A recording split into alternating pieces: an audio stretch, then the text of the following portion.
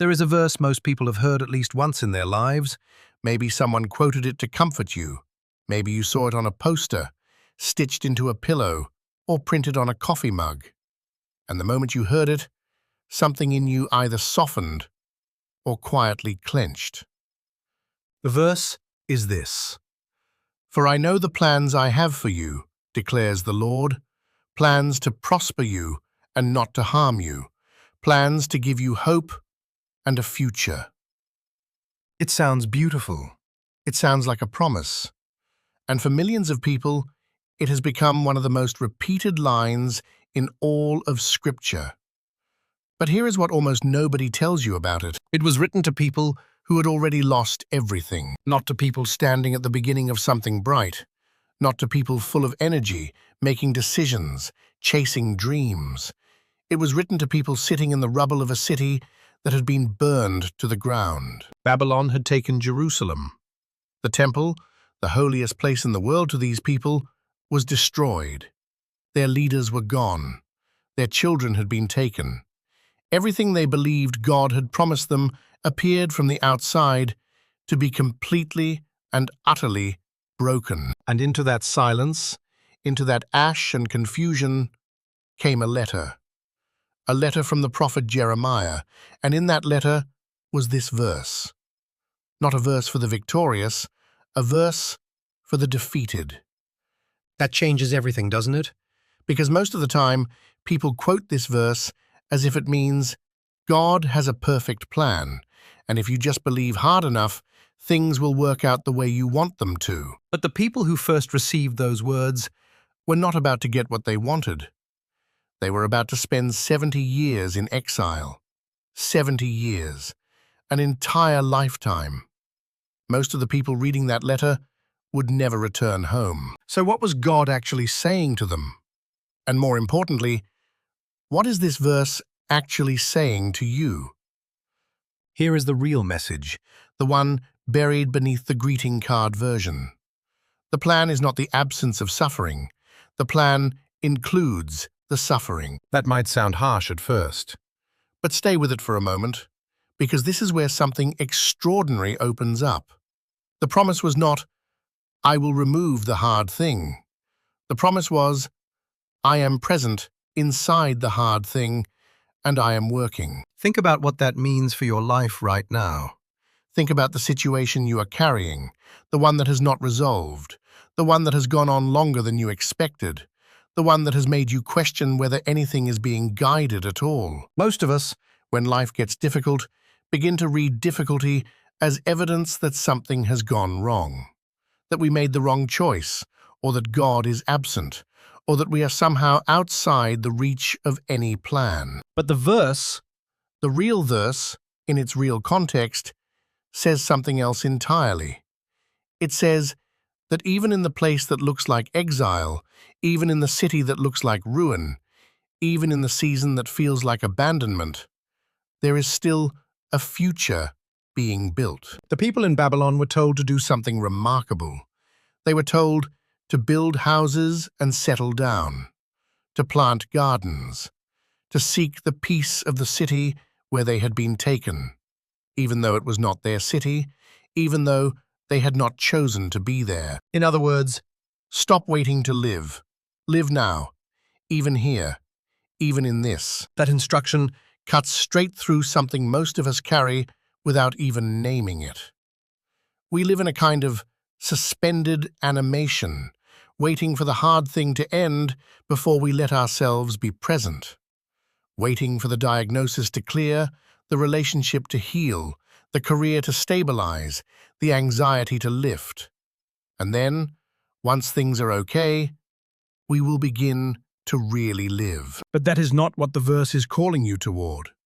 The verse is calling you toward full presence in the incomplete, full investment in the imperfect, full trust not that the exile will end tomorrow, but that tomorrow is still held by something larger than your fear. And here is where it gets personal, because almost every person who has ever clung to this verse was clinging to it not out of peace, but out of desperation. You were in a season where nothing made sense, where the future felt genuinely closed, where you had prayed and waited and prayed again, and still nothing moved. In those moments, the verse either becomes an anchor or it becomes a wound.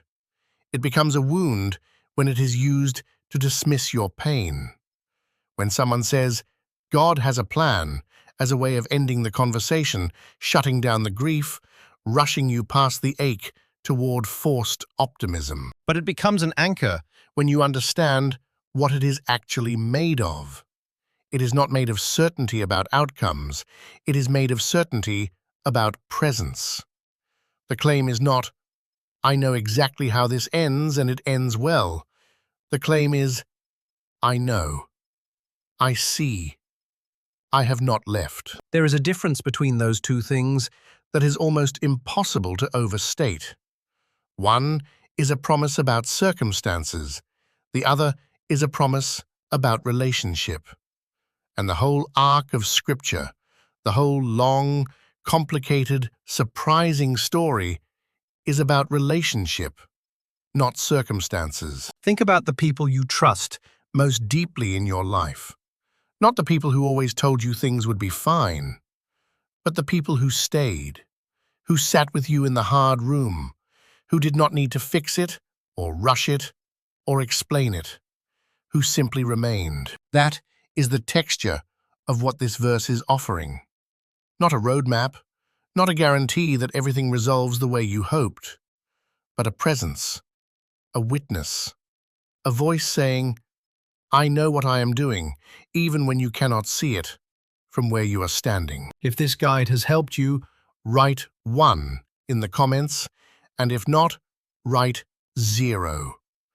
This way, I'll know which tips are most useful for your garden. Now here is where this becomes something you can actually carry into your day, your week, your year. Because philosophy without application is just beautiful noise. The misunderstanding of this verse has practical consequences. When we think the verse promises a specific, pain-free future, we start treating every obstacle as a violation of the promise. Every setback becomes evidence of divine absence. Every delay becomes proof that the plan has somehow fallen apart. And so we spend enormous energy trying to force outcomes, trying to manufacture the future we believe we were promised, trying to control the variables so that the plan stays on track. We exhaust ourselves managing things that were never ours to manage. But when we understand the verse correctly, when we hear it as a promise of presence rather than a promise of outcome, something in us is allowed to release. Not to give up, not to become passive, but to stop treating every unknown as a threat. The practical shift looks like this. Instead of asking, why isn't the plan working? You begin asking, what is being built in me right now, in this? Instead of demanding that the exile end, you begin planting gardens inside it. That is not resignation. That is a completely different kind of courage.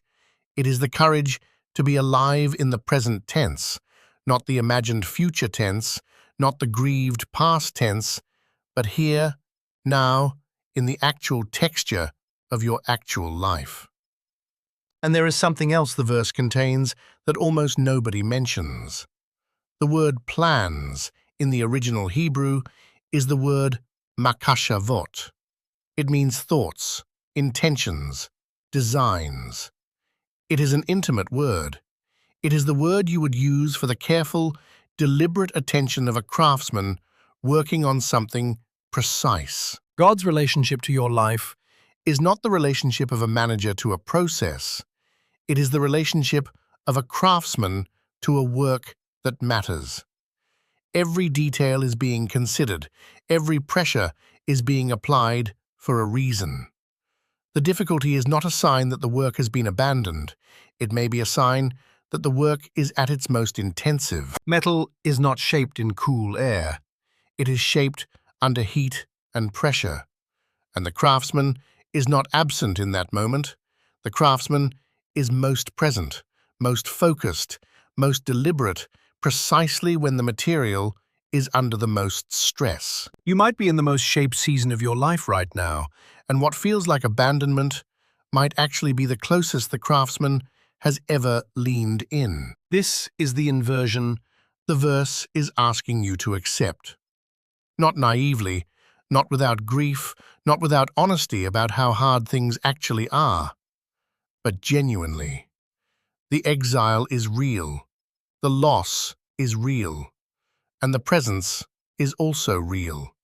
And the future, even the future you cannot see, is still being held. There is a kind of rest that becomes available when you accept this.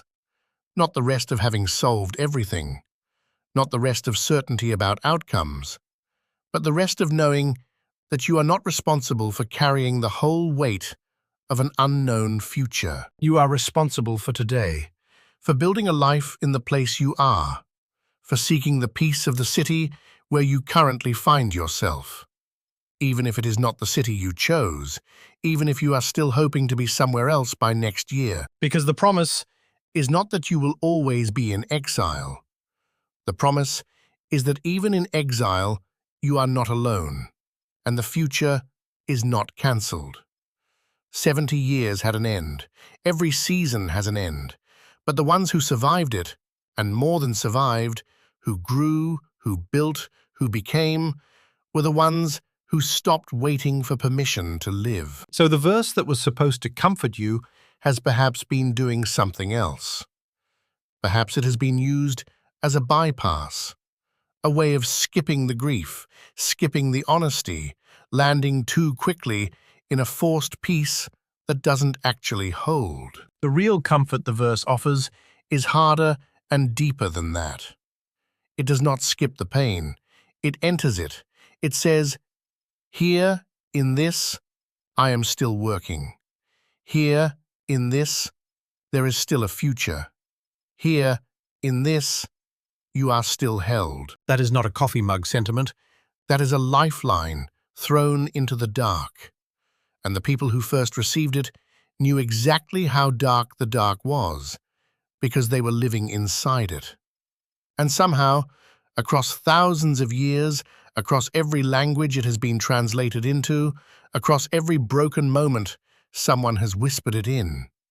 It has continued to reach people exactly where they are. Not because it tells you everything will be fine, but because it tells you that someone knows, someone sees, someone is still in the middle of everything, leaning in, with careful, deliberate, intimate attention, shaping something you cannot yet see, toward a future you are not yet able to imagine. And maybe that is enough to plant a garden today. But let us stay here a little longer, because I think there is something more that needs to be said, something that gets left out almost every time this verse comes up. And it has to do with the people in the room with you when life falls apart. When Jeremiah wrote that letter to the exiles in Babylon, he was not writing to isolated individuals. He was writing to a community, a people. And the instructions he gave them, build houses, plant gardens, marry, have children, seek the welfare of the city, all of those instructions were plural. They were communal. They were about doing this together. We have made faith such a private interior thing in our modern world. We have taken a letter written to a scattered, grieving people and turned it into a personal promise that fits neatly inside a single soul. And while the verse does speak to individuals, of course it does, its original home was in community, in the shared experience of people trying to make sense of devastation together. And that matters because one of the heaviest lies that suffering tells us is that we are uniquely, specially alone in it. That no one else has felt this particular combination of loss and confusion and waiting. That our exile is somehow worse or stranger or more hopeless than anyone else's. But the letter was sent to thousands of people, all of them afraid, all of them wondering if God had forgotten, all of them trying to figure out how to sleep in a foreign city, how to speak a foreign language, how to explain to their children why they were not home. They were all in the same exile, and the letter reached all of them at once. There is a strange comfort in that. Not the comfort of comparison, not other people have it worse, so be grateful, but the comfort of solidarity, the knowledge that the question you are asking, is any of this being held together, is the oldest human question. It has been asked from every century, every culture, every kind of ruin. And the answer that has come back again and again is not a simple yes. It is something more complex than yes. It is, I am here. Keep building. Now I want to talk about the false versions of faith that this verse gets used to protect. Because this matters. This is where real damage happens. There are people who have been told, sometimes by people who meant well, sometimes by people who didn't, that if they just trusted God's plan, their marriage would be restored, their child would be healed, their business would turn around. And then when those things did not happen, when the marriage ended, and the child did not recover, and the business failed, the verse became a source of shame instead of comfort. Because if God had a plan to prosper them and not to harm them, and harm still came, then either God failed or they failed. And most people in their private darkness quietly concluded it must have been them. That is a devastating misreading, and it has left real wounds in real people. People who quietly walked away from faith, not because they stopped believing in God, but because they stopped being able to trust a God who seemed to have broken a very specific promise. But the verse never made that specific promise.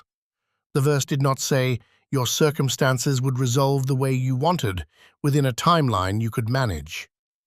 The verse said the future, the long, ultimate, full future, is held, and that the one holding it has not taken their eyes off you. That is a different claim. It requires a longer view. It requires sitting with uncertainty in a way that our instant, result-oriented culture has very little patience for. But it is also an honest claim. It does not require you to pretend the hard thing is not hard. It does not require you to perform optimism. It simply asks you to hold open the possibility that the story is not over yet. And here is what I have noticed about the people who carry this verse well. The people for whom it has genuinely become a source of deep, stable peace rather than anxiety or confusion. They are not the people who use it to skip suffering. They are the people who have gone through enough suffering to understand that the verse is not about the absence of pain.